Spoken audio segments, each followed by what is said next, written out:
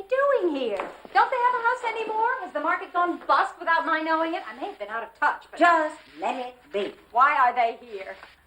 They're frightened. Haven't you heard of it? They're what? They're frightened. Now, will you let it be?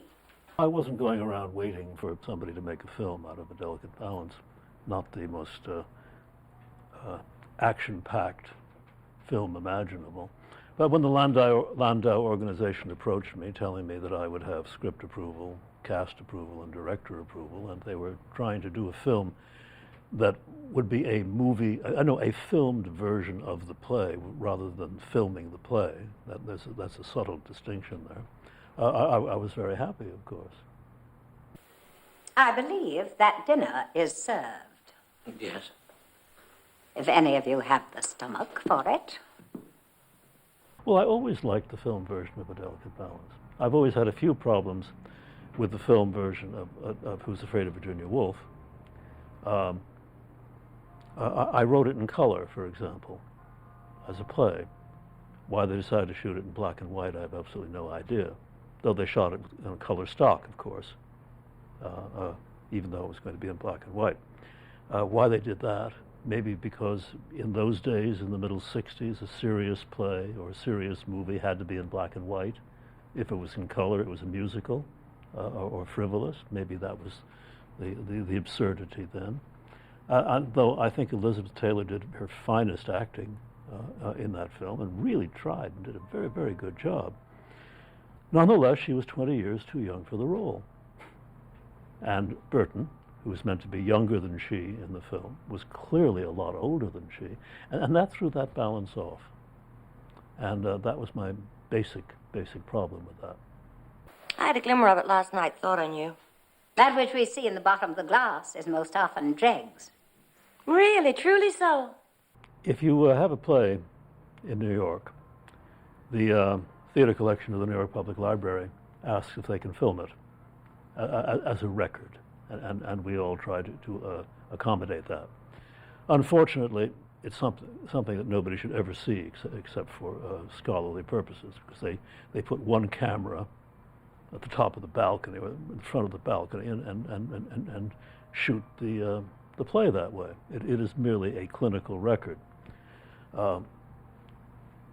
If you're making a film of a play, of course, the audience has to be in many places. The audience has got to be able to be up close as well as far away, and look at the people it wants to look at. Or rather, that's the only disadvantage of film. You can't look where you want to.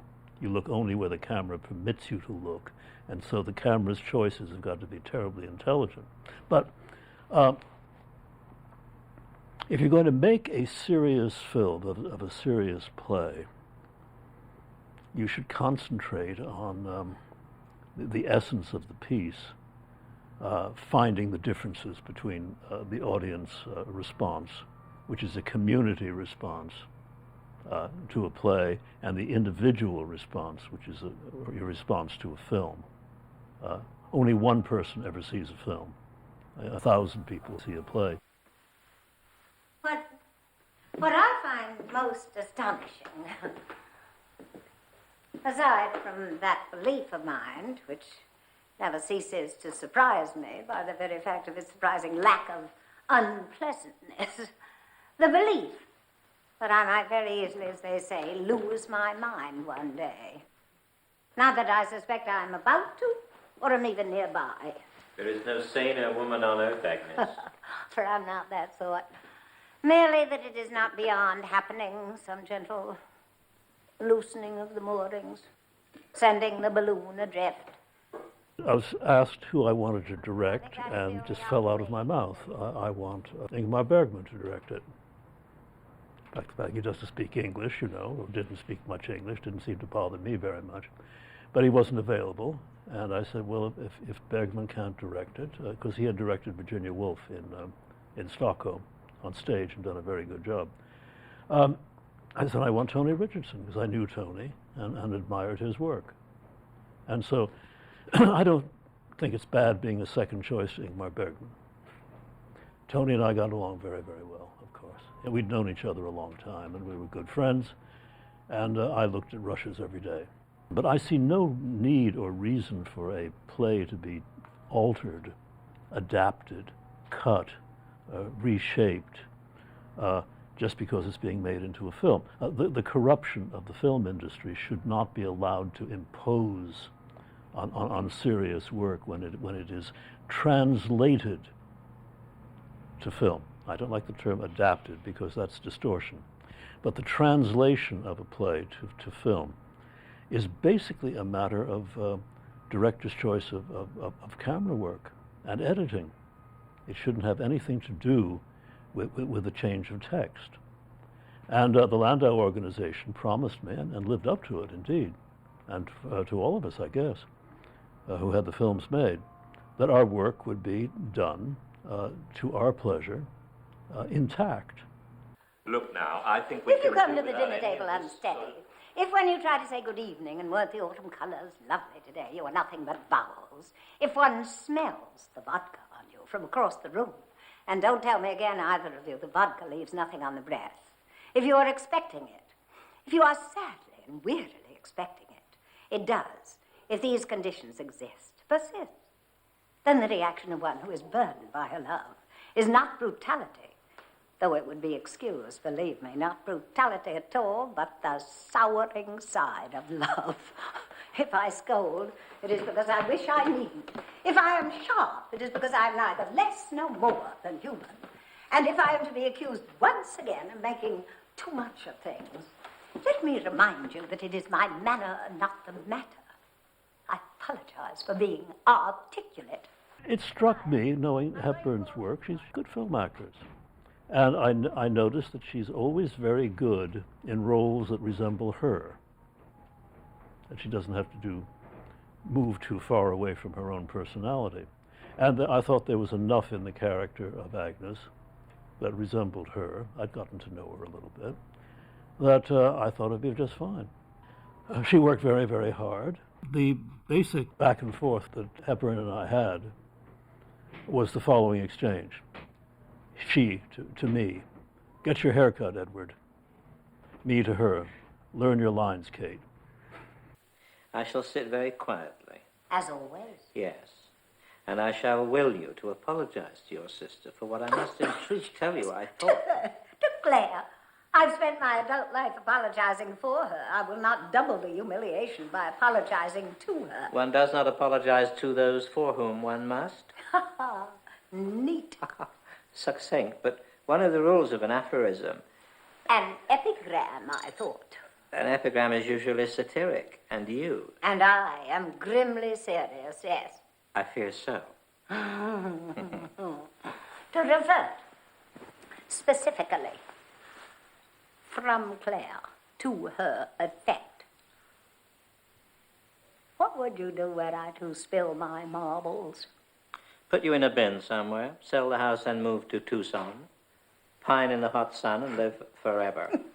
I bet you would. Hurry, though. Oh, I'll try. Paul Scofield, I've always thought, is one of the great actors. And I couldn't have been happier. I was absolutely delighted. And I was happy with all the other casting, too. I thought it was just splendid. The opportunity to work with Scofield, who, to my mind, cannot say a line incorrectly, is marvelous. It's interesting toward the end of the film, there is a scene between the character that Scofield plays and the character that Joseph Cotton plays, which on stage concentrates a good deal more on the character of Tobias, but in film, shooting back and forth to get action and reaction, it's no longer a solo performance, even though it's called an aria in the text. And I find its effectiveness as film done this way, shooting back and forth, is much more effective than had we concentrated even more on Scofield. And it's interesting that the concentration on Scofield was half the time while he was listening rather than while he was speaking. And I thought that was very clever of Tony. Do I want? Oh. Do I want you here? You come in here with your wife and with your terror. And you ask me, do I want you here? Yes. Of course I want you here. I have built this house. I want you in it. I want your plague. You have some terror with you, bring it in. Bring it in. You got the entree, buddy. You don't need a key. You got the entree, buddy, 40 years. You don't need to ask me, Harry. Won't ask. You come for dinner, don't you? Come for cocktails. See you at the club on Saturdays and talk and lie and laugh with us and pat old Agnes on the hand and you say, don't know what old Tobe would do without her. And we've known each other all these years and we love each other, don't we? Don't we? And Kim Stanley is a very different kind of actress than Katharine Hepburn. Katharine Hepburn learns her lines, expects everybody to have their lines, doesn't want any improvisation, and wants everybody to know all of their lines exactly the same time she knows all of her lines. And that was not happening. Kim Stanley, being actor studio and lots of improvisation and a slow learner, was driving Hepburn crazy. And I am told, I wasn't in London at the time, I didn't get there until after she'd been replaced. I was informed that the edict had come down from Miss Hepburn that either Kim Stanley was to go or she was going to leave. And I guess, again, the economics of the project suggested that we should keep Miss Hepburn. And fortunately, a wonderful Canadian actress and dear friend of mine, Kate Reed, was available. She got on a plane the day after she was hired, I think. And this was only 4 or 5 days before we started shooting. Got to London and practically memorized the script on the plane, I guess, because most of her scenes, her major scenes, and we were shooting the film in sequence, her major scenes are in the first act of the play. And she was extraordinary, absolutely amazing. I have no idea whether Miss Stanley would have been as good or not, but that's moot. Kate Reed was splendid, and apparently Miss Hepburn was having no problem with her. Pretend you're very sick, Tobias, like you were with that stomach business. But pretend your insides feel all green and stink and mixed up, and your eyes hurt, and you're half deaf, and your brain keeps turning off, and you have peripheral neuritis, and you can hardly walk, and you hate. You hate with the same stinking green sickness you think your bowels have turned into. Yourself and everybody. Hate. But oh God, you want love. L-O-V-E, so badly. Comfort and snuggling is what you really mean, of course. But you hate. And you notice with a sort of detachment that amuses you, you think that you're more of an animal every day. You snarl. You grab for things. Hide them. Can't remember where you've hid them. Like not very bright dogs. Claire appears less in Act 2 and even less in Act 3 because it occurred to me that she was trying to take over the play. She wanted the play to be about her. And while a perfectly good play could have been written about Claire, that's not what I was writing. And so we authors have something terribly clever we can do if we don't want a character to intrude. We just write Claire exits. And until we write Claire re-enters, she can do whatever she wants off stage and we won't hear her.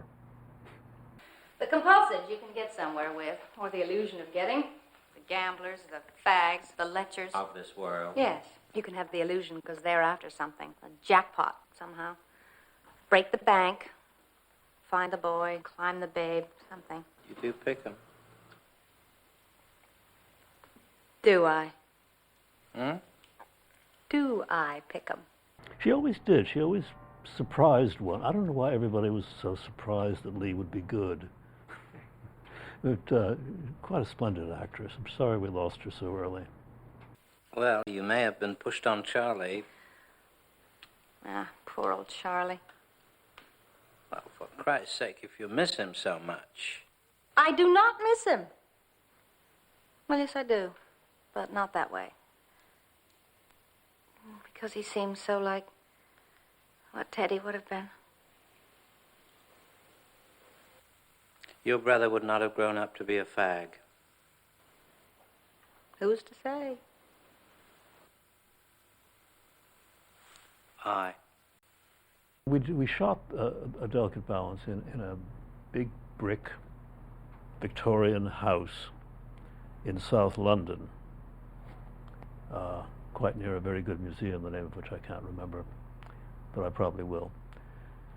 Maybe not.